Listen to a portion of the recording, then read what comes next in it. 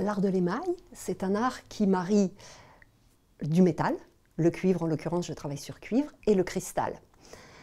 Dans la technique du champ levé que je pratique, la particularité est que je vais creuser le motif dans l'épaisseur d'une plaque de métal et je vais incruster les cristaux d'émail broyés à l'intérieur des cavités. Je vais passer l'ensemble au feu à entre 850 et 900 degrés, selon les techniques, plutôt 800 pour le champ levé. Et la fusion à cette température va faire refondre le cristal et il va s'unir de façon indéfectible avec le métal sur lequel il est posé, et tellement indéfectible qu'on retrouve dans les cultures anciennes, voire très très anciennes, comme en Égypte, des émaux qui ont 2000 ans et qui n'ont pas bougé.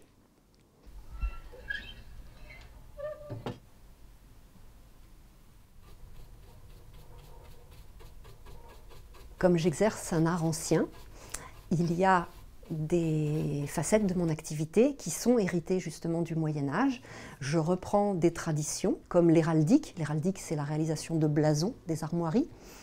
Et au Moyen-Âge, les blasons précieux étaient réalisés en émail sur métal. Il y a aussi par exemple les plats de reliure qui existaient déjà au Moyen-Âge et qui étaient des plaques en émail champ levé, dans ma spécialité justement, qui étaient serties à l'intérieur des plats de reliure. À l'époque, c'était du bois.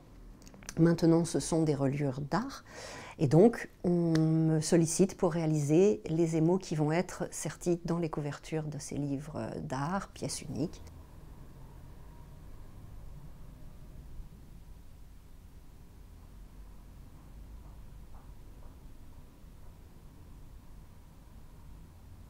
Et puis, j'ai toute ma partie création personnelle. Et là, ce que j'aime, c'est donner une esthétique contemporaine à un art très très ancien. Donc là, il n'y a pas de limite. Les sujets sont assez design, sobres, purs. J'aime bien qu'il y ait une esthétique moderne pour faire comprendre aux gens que oui, je travaille un matériau qui est très ancien, millénaire, mais qu'avec ce matériau, on réalise absolument ce que l'on veut. En fait, la seule barrière, c'est ce qu'on est capable de réaliser avec ses mains.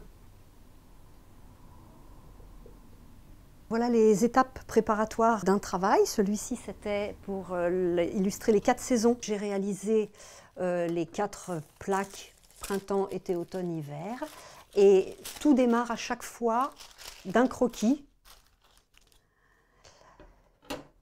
Au tout début, je griffonne ça sur un petit papier, je vais mettre en place de façon très succincte et après je procède par calque.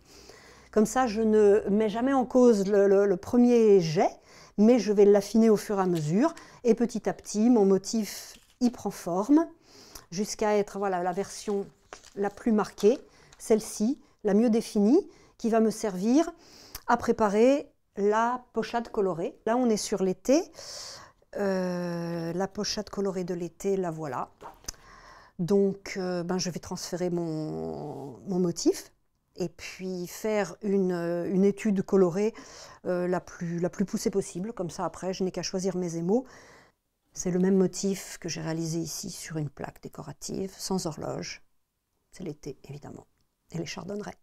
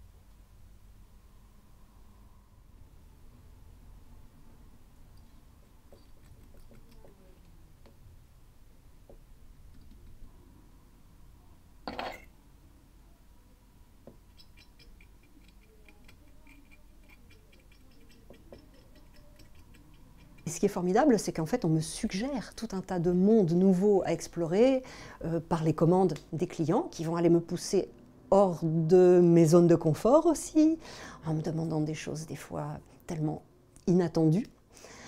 Et c'est très très bien, ça me permet d'ouvrir des portes vers tout un tas de mondes et du coup je m'offre des voyages vers plein d'univers. En ce moment, je travaille sur le thème des Vikings et des Drakkars.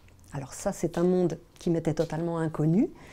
Ça m'a été suggéré parce qu'il se prépare un événement culturel et artistique autour d'un Drakkar qui a été construit. Je prépare une dizaine de pièces sur ce thème-là, de différentes tailles. Graphiquement, c'est très très prenant. Il y a du vent qui rentre dans les voiles, de la mer, pas en furie mais presque. C'est ça qui me plaît. C'est la magie qui fait que l'on va transformer quelque chose que les gens ne regardent pas en une œuvre juste parce que le savoir-faire qu'on a dans les mains permet de le transformer en une œuvre chatoyante.